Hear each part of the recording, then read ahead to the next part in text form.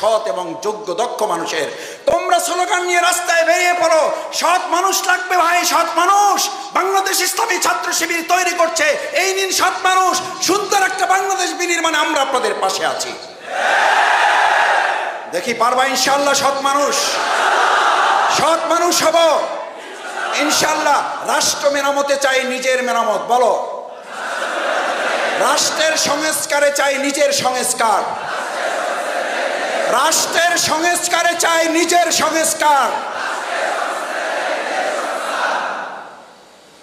এই স্লোগানে উদ্দীপ্ত হতে পারলে আমি বিশ্বাস করি বাংলাদেশ জামাত ইসলামী, বাংলাদেশ ইসলামী ছাত্র শিবির, এই বাংলাদেশের স্বাধীনতা যোদ্ধা তোমরা। কে তোমাদেরকে রাজাকার বলে? আমি বহুবার বলেছি, আমাদেরকে রাজাকার, আমাদেরকে মৌলবাদ, আমাদেরকে আশামস, আমাদেরকে আল বদর, এ সমস্ত কিছু বলে আমাদেরকে থামিয়ে দেওয়া যাবে না।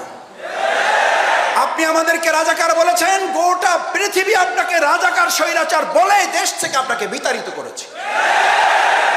এটা হচ্ছে আমাদের আপনার প্রতি সবচেয়ে মৃদু প্রতিশোধ। এটা তো একদম মৃদুটা, সবচেয়ে ছোট্ট প্রতিশোধটা আমরা নিয়েছি। আপনি আমাদেরকে রাজাকার বলেছেন, রাজাকারের তকমা দিয়ে আমাদের ভাইদের গুলি করেছেন।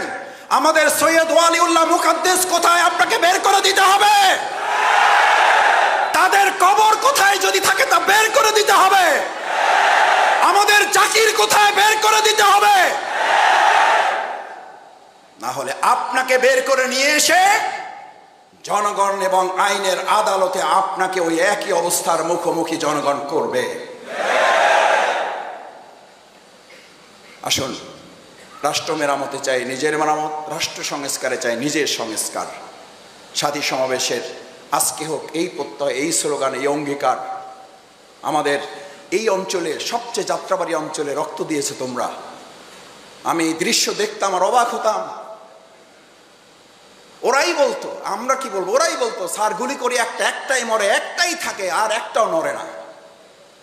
এই দৃশ্য পৃথিবীর জন্য নতুন এক বিরল উদাহরণ। আল্লাহ তাআলা যারা যেখান থেকে যেভাবে নির্যাতনের শিকার হয়েছে সমস্ত কোরবানিগুলো যেন দয়া করে কবুল করেন, সেই প্রত্যাশা ব্যক্ত করে আমি বোধহয় সময় বেশি নিয়ে ফেলেছি। আল্লাহ মাফ করুন আমাদেরকে, দয়া করুন। তোমাদের সকলের সাথে দেখা করার জন্য মূলত এসেছি। তোমাদের এত সুন্দর মুখগুলো দেখতে পেরে আমি নতুন একটা সাহস নিয়ে গেলাম। তোমাদেরকে সাহস দেওয়ার হিম্মত আমার নাই। আমি মূলত তোমাদেরকে দেখে একটা সাহস নিয়ে গেলাম।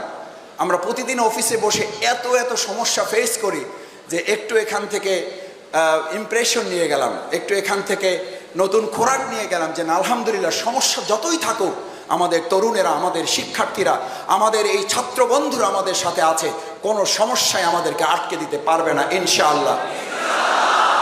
সবাই